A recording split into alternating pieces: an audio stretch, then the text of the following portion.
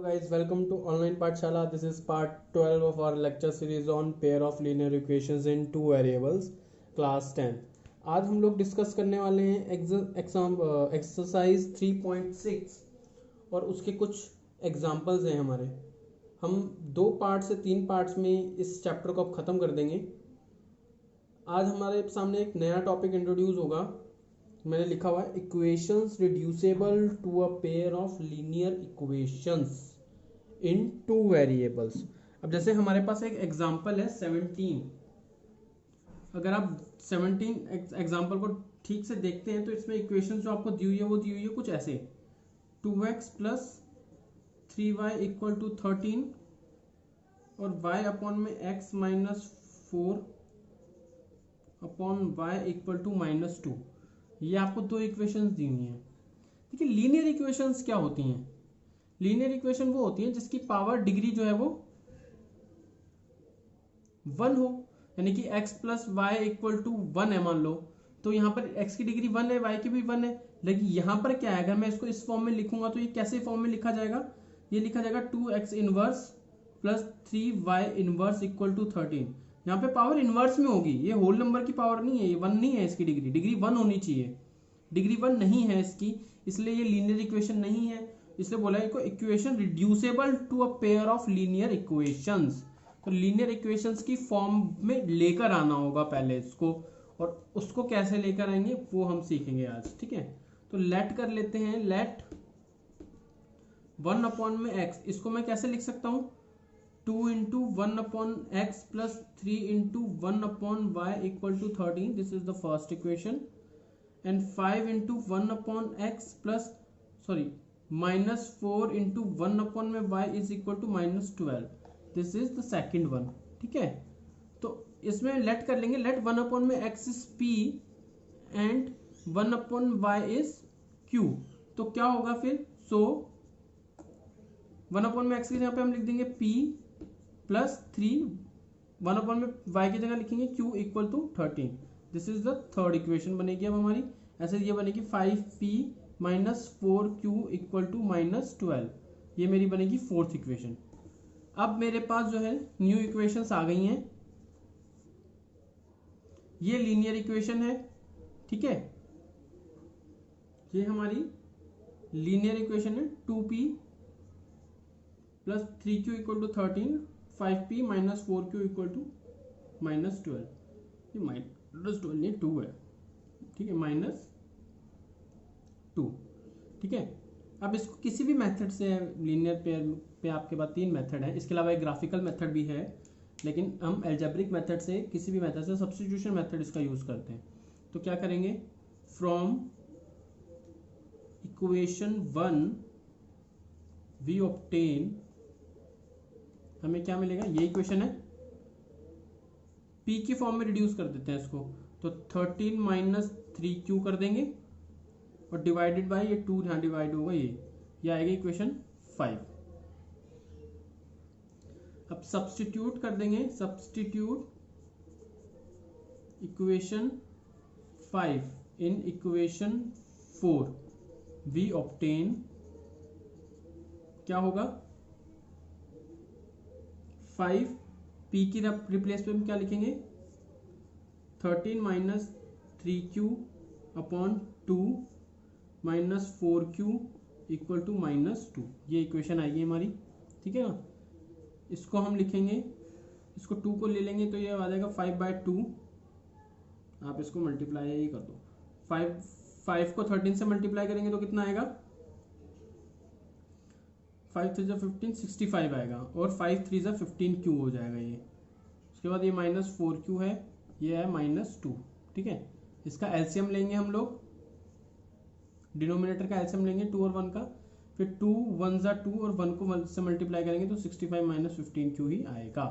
फिर ये माइनस का sign, 1 2 2, 2 4 8q equal to minus 2 आएगा. ठीक है, ये आएगा. इसको सॉल्व करेंगे, ये आएगा हमारा 65 minus minus minus plus 15 plus 8 23 q, right, upon 2 equal to -2. ये आया, ये 65 माइनस 23Q इक्वल टू, ये यहाँ जाएगा तो -2 से मल्टीप्लाई होगा तो -4 आएगा, ये यहाँ आ जाएगा और ये यहाँ चला जाएगा, तो क्या होगा 65 ये माइनस का आके प्लस हो जाएगा और ये पॉजिटिव हो जाएगा वहाँ जाके। कितना वैल्यू आएगा इसका, 65 प्लस 4 69 इक्वल टू 23Q, ये आया। अब Q यहीं रहेगा और 69 से डिवाइड हो जाएगा वो जाके, ठीक है ना। तो क्या लिखेंगे 21, 23 1 23, 23 3 दिस, तो Q की वैल्यू आ गई मेरी 3। इस वैल्यू को सब्स्टिट्यूट कर देंगे इक्वेशन 5 के अंदर, substitute equation 6 in equation 5 we get P की वैल्यू कितनी आएगी 13 माइनस 3 इंटू 3/2, तो P की वैल्यू आएगी 13 माइनस 9/2, तो P की वैल्यू आएगी मेरी 4/2 which is P equal to 2। अब मेरे पास P की वैल्यू भी आ गई और मेरे पास Q की वैल्यू भी आ गई, ठीक है ना। अब मेरा 1/x क्या था, P था, एंड 1/y मेरा Q था, तो P की जगह रिप्लेसमेंट में 2 डाल दो और Q की रिप्लेसमेंट पे 3 डाल दो, ठीक है ना। तो क्या वैल्यू आएगी, x मेरा आ गया 1/2 एंड y इधर जाके क्रॉस होगा, ये 3 इधर आ जाएगा, तो 1/3 आ गया मेरा y। ये मेरा आंसर है, यहाँ पर आ गई मेरी x और y की वैल्यू, ठीक है ना। सिंपल क्वेश्चन है। इसी तरह हम लोग जो है आगे के क्वेश्चंस करेंगे, जैसे इसका क्वेश्चन नंबर 15 है ना, उसको भी आप लोग ऐसे ही सॉल्व करेंगे। इस बार इसको इसमें लेट कर लोगे आप 1/x माइनस 1 को आप लेट कर लोगे P, और 1/1 माइनस 2 को आप लेट कर लोगे Q। आप लेट क्यों कर पा रहे हो, बिकॉज दोनों इक्वेशन में डिनोमिनेटर में x माइनस 1 ही है, ठीक है, और दूसरे वाले में y माइनस 2 है और दूसरी इक्वेशन में y माइनस 2 ही है, क्योंकि जब डिनोमिनेटर सेम ही है इसलिए आपने लेट कर लिया, ठीक है, इसलिए आप लेट कर पाए। मतलब एक क्वेश्चन में मतलब कुछ ऐसा होता 6/x minus 1 minus 3/y plus 2 होता इक्वल टू 1। पहली इक्वेशन तो जो आपके सामने दिख रही है वो है, लेकिन सेकंड इक्वेशन में यहाँ पे y प्लस 2 होता तो आप y माइनस 2 को आप लेट कर लेते Q, बट यहाँ पर Q नहीं आ पाता फिर, बिकॉज यहाँ पे माइनस है और ये प्लस लिखा हुआ है यहाँ पे, ठीक है, बिकॉज नंबर सेम है इसलिए आप करोगे, और ऐसे क्वेश्चंस में नंबर सेम ही होंगे डिनोमिनेटर के अंदर, ठीक है। अब हम करते हैं एग्जाम्पल नंबर 19। एग्जाम्पल नंबर 19 बहुत ही अच्छा क्वेश्चन है, और तो उसको डिस्कस करते हैं। एग्जाम्पल 19 देखिए, अ boat goes 30 kilometre upstream. Upstream क्या होता है, अपस्ट्रीम और downstream.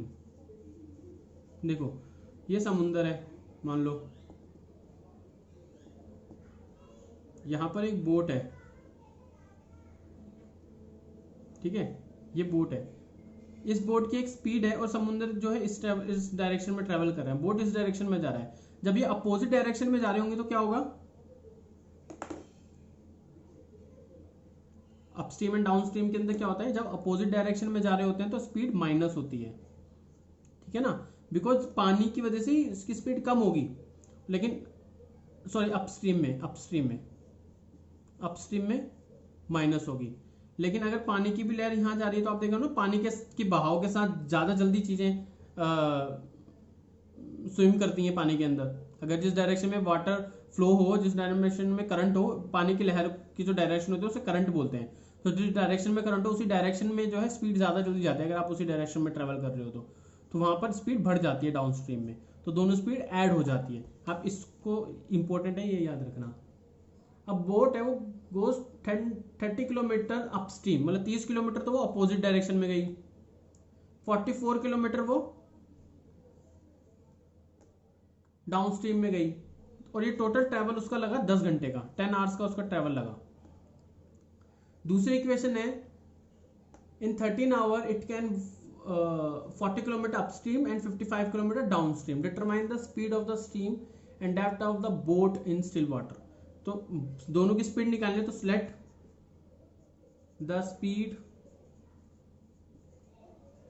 Of the boat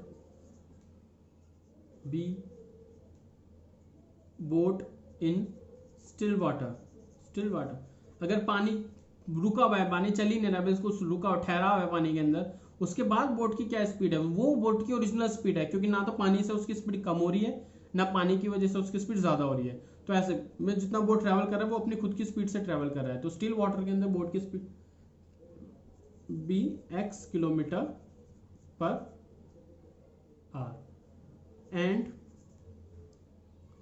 speed of the stream, current बोल दो, स्ट्रीम बोल दो, be Y kilometre per hour. तो ये हमारी बोट की स्पीड है और ये हमारी करंट की स्पीड है। तो मैंने जैसे बताया कि अपस्ट्रीम में x माइनस वाई होगा और डाउन स्ट्रीम के अंदर हमारा x प्लस वाई होगा। So speed in upstream b x minus Y kilometre per hour, speed of downstream b x plus Y kilometre per hour. Generally बच्चे confuse हो जाते हैं कि आप अपस्ट्रीम में नेगेटिव होगा या डाउनस्ट्रीम में नेगेटिव होगा। तो अपस्ट्रीम का समझ लो मतलब अपोजिट, मतलब अपोजिट। अपोजिट कब होगा? जब अपोजिट होगा तो पानी रोकेगा उसको ट्रैवल, ज्यादा स्पीड, उसकी स्पीड को कम करेगा, अपोज करेगा उसको। तो अपस्ट्रीम को ऐसे याद रखना, दूसरा वाला ऑटोमेटिकली याद हो जाएगा आप लोगों को, ठीक है ना। तो अब ये देखते हैं speed of upstream be this and downstream is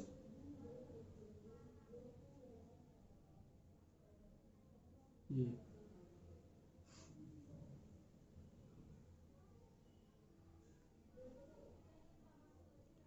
अब हम क्या करेंगे, क्वेश्चन एक बार दोबारा रीड करता हूँ।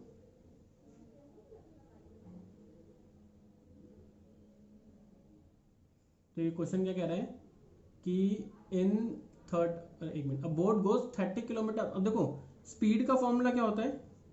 Distance upon time. तो टाइम का फॉर्मूला क्या होगा? Distance upon speed. तो टाइम कितना लग रहा है? फर्स्ट वाले में टाइम लग रहा है हमें, अकॉर्डिंग टू क्वेश्चन फर्स्ट वाले में टाइम लग रहा है कितना? 30 किलोमीटर अपस्ट्रीम में, 44 किलोमीटर डाउनस्ट्रीम इन 10 आवर्स। 10 आवर्स 10 घंटे लग रहे हैं। अब देखो 10 घंटे कैसे लग रहे हैं? मतलब 30 किलोमीटर तो वो ट्रैवल किया उसने अपस्ट्रीम, 30 किलोमीटर अपस्ट्रीम ट्रैवल किया। तो टाइम का फॉर्मूला क्या होता है? डिस्टेंस अपॉन में टाइम, डिस्टेंस कितना है? 30, सॉरी डिस्टेंस अपॉन स्पीड है। और अपस्ट्रीम में स्पीड क्या रही होगी? अपस्ट्रीम में स्पीड रही होगी x माइनस वाई, ठीक है ना। तो इतना, एक तो इतना टाइम लगा जाने में, 30 अपॉन में x माइनस वाई लगा, प्लस और डाउनस्ट्रीम में कितना टाइम लगा? डाउनस्ट्रीम में कितना ट्रैवल किया? 44 किलोमीटर इन डाउनस्ट्रीम, तो उसमें स्पीड ऐड हो गई। तो दोनों का टाइम मिला के कितना लगा? 10 घंटे, ठीक है ना। देखो क्या हो रहा है ना कि एक तो अपस्ट्रीम में ट्रैवल कर रहे हैं, फिर डाउनस्ट्रीम में ट्रैवल कर रहे हो, दोनों का काम करने में उसको 10 घंटे लग रहे हैं। तो अपस्ट्रीम में जाने में कितना टाइम लगा होगा? तो टाइम का फॉर्मूला होता है डिस्टेंस अपॉन में स्पीड। डिस्टेंस कितना है? अपस्ट्रीम कितना ट्रैवल करा? 30 किलोमीटर, और स्पीड क्या रही है अपस्ट्रीम में? x minus Y. तो एक तो ये टाइम आ गया, ठीक है। और दूसरा टाइम क्या होगा कि डाउनस्ट्रीम भी किया उसने, उसमें 44 किलोमीटर ट्रैवल किया और यहां पर स्पीड ये थी, ये दोनों, ये भी टाइम था। इन दोनों टाइम को ऐड करेंगे आने में और जाने में, तो 10 घंटे लग रहे हैं। तो इन दोनों का प्लस कितना होगा? 10 आवर्स, ठीक है। इसी तरह it can goes 40 kilometre upstream. तो 40 किलोमीटर अपस्ट्रीम यानी कि दिस, प्लस 55 किलोमीटर डाउनस्ट्रीम यानी कि x प्लस वाई। और इस पे कितना ट्रैवल हुआ है? इसका टाइम लग रहा है, इस पे लग रहा है इसको 13, ठीक है। ये इक्वेशन मेरी 2 हो गई। अब देखो x माइनस वाई है, x minus y, x plus y, x plus y. तो आप लेट कर लो, let 1 upon x minus y बराबर है p and 1 upon x plus y बराबर है q। तो क्या होगा? ये आ जाएगा हमारा p और ये हो जाएगा q, p q, ठीक है। ये इक्वेशन आ जाएगी हमारी। अब हम लोग सेम तो है नहीं, क्रॉस मल्टीप्लीकेशन मेथड यूज कर लेते हैं। यूजिंग क्रॉस मल्टीप्लीकेशन मेथड क्या होगा? इस इक्वेशन को मैं कहाँ लिखूं? क्रॉस मल्टीप्लीकेशन मेथड लिख लिया। अब इस इक्वेशन को मैं लिख लेता हूँ साइड में ना, 30p plus 44Q equal to 10। ये मेरी इक्वेशन है फर्स्ट। क्रॉस मल्टीप्लीकेशन क्या है? 23 12, ठीक है। यहाँ पर x y 1। जैसे कि आप लोगों को पता है कि क्रॉस मल्टीप्लीकेशन में इस वाली टर्म को इक्वल टू के इस तरफ आना होता है, तो ये प्लस का है, वहाँ जाके माइनस हो जाएगा, -13 इक्वल टू, और ये हो जाएगा 0। इस तरह ये भी यहाँ पर प्लस है, वहाँ जाके नेगेटिव हो जाएगा, तो -10 इक्वल टू 0। ये इक्वेशन बनेगी। सेकेंड टर्म क्या है? 55 44, 55 44। थर्ड टर्म क्या है? -13 -10, ठीक है। फोर्थ टर्म क्या है हमारी?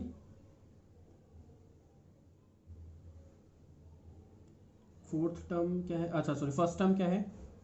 40 30, और सेकेंड टर्म क्या है? Which is the second one is 55 और 44, ठीक है। इसकी बस हेल्पिंग के लिए नीड होती है, उसके बाद इसको हटा दो, ठीक है, ये हटा दो उसको। अब उसके बाद लिख दो ये x y 1,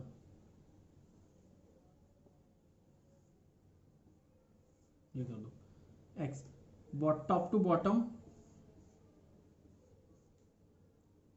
55 -10 -13 30 40 और 44, और टॉप बॉटम टू टॉप -13 44 -40 -10 -30 55, ठीक है, ये आ जाएगा। अब क्या करेंगे?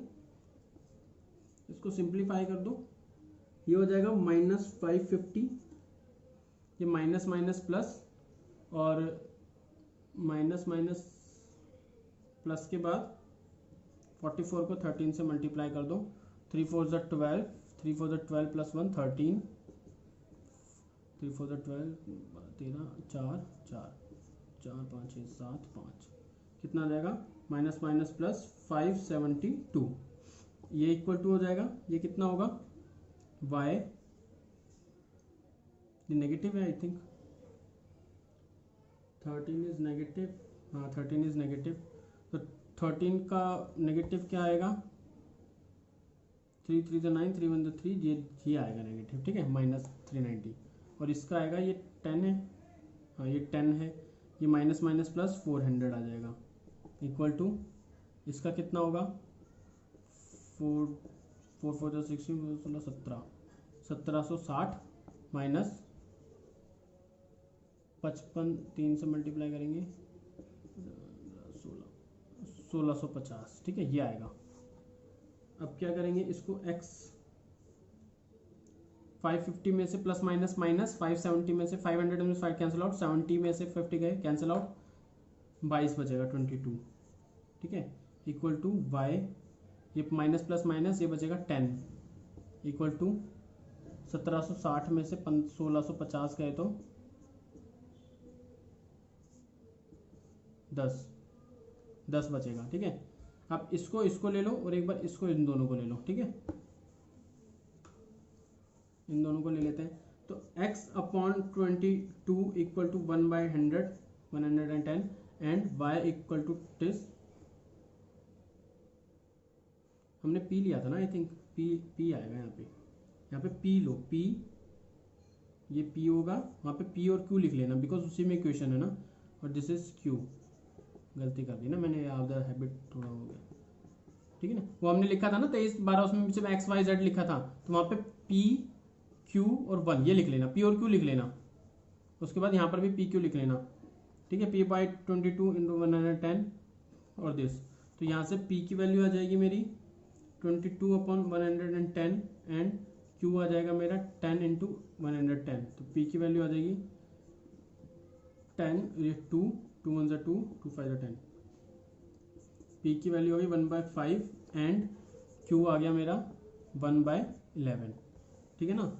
तो नाउ 1/x - y वो कितना था? p, एंड 1/x + y वो कितना था? क्यू, पी पे क्यू, पी की वैल्यू लिख दो और क्यू पे क्यू की वैल्यू लिख दो। तो इसको क्रॉस मल्टीप्लाई करो तो 5 कितना आएगा, x माइनस 5 आएगा एंड 11 कितना आएगा, x प्लस वाई आएगा। ये मेरी इक्वेशन ए बोल दो, ये वाली मेरी इक्वेशन बी बोल दो। इसको y की फॉर्म में लिख देते हैं तो y कितना होगा, y इक्वल टू x, ये आ जाएगा यहाँ पे, इसको ऐसे लिख देते हैं x इक्वल टू, ये आ जाएगा 5 प्लस वाई, ये इसको लिख देते हैं इक्वेशन ए, ठीक है। और इसको भी x की फॉर्म में लिख देते हैं, ये हो जाएगा 11 minus Y equal to X, ये होगी इक्वेशन बी। अब देखो x का कोफिशिएंट सेम है, elimination method, subtract equation A from equation B, we obtain, थोड़ा बड़ा हो जाता है ना x की वैल्यू निकालने पे, क्या होगा, इक्वेशन ए को माइनस करना है b में से, तो b की इक्वेशन आगे आएगी, तो x minus X equal to 11 minus Y minus 5 minus 5 plus Y, ये आएगा। इसको हटा देते हैं, ये 0 हो गया, ये हो जाएगा मेरा x minus Y minus 5 minus Y, 0 equal to plus minus minus 6 आएगा और ये 2y आ जाएगा, y वहाँ चला जाएगा 2y और ये 6, y की वैल्यू होगी 6/2, तो y की वैल्यू हो गई 3। y की वैल्यू जैसी 3 आ गई, इसको किसी भी इक्वेशन में डाल दो।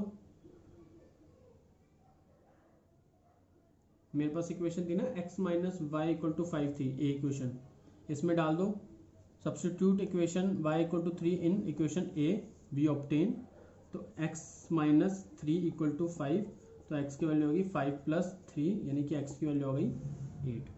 तो यानी कि हमारी स्पीड क्या रही भाई, स्टिल बोट की स्पीड रही 8 kilometre per our still water में, और पानी की स्पीड रही 3 किलोमीटर पर आवर, इस स्पीड से पानी ट्रेवल कर रहा था, ठीक है। तो यहाँ पर हमारे 2 एग्जांपल्स जो हैं कंप्लीट होते हैं। नेक्स्ट एक्सरसाइज वीडियो के अंदर हम लोग डिस्कस करेंगे एक्सरसाइज 3.6, उसको 2 वीडियो में मैं ट्राई करूँगा उसको कंप्लीट करने के लिए। चलिए, जिसने भी मेरे चैनल को अभी तक सब्सक्राइब नहीं किया है, मैं रिक्वेस्ट करूंगा कि चैनल को सब्सक्राइब कर लीजिए, दोस्तों के साथ चैनल को शेयर कीजिए। अगर वीडियो आपको पसंद आया है तो लाइक कीजिए, कमेंट कीजिए। अगर आप लोगों को वीडियो में कुछ प्रॉब्लम दिखा तो प्लीज़ कमेंट करके बताइए। अगर आपको वीडियो अच्छा लगा तो भी प्लीज़ कमेंट करिए इसके ऊपर भी। इसके अलावा अगर आप लोग हमें इंस्टाग्राम पे, फेसबुक के पेज पर या टेलीग्राम पर हमें ज्वाइन करना चाहते हैं तो डिस्क्रिप्शन में मैंने उसका लिंक आपके साथ शेयर किया हुआ है, आप मुझे वहाँ से ज्वाइन कर सकते हैं। Okay, bye.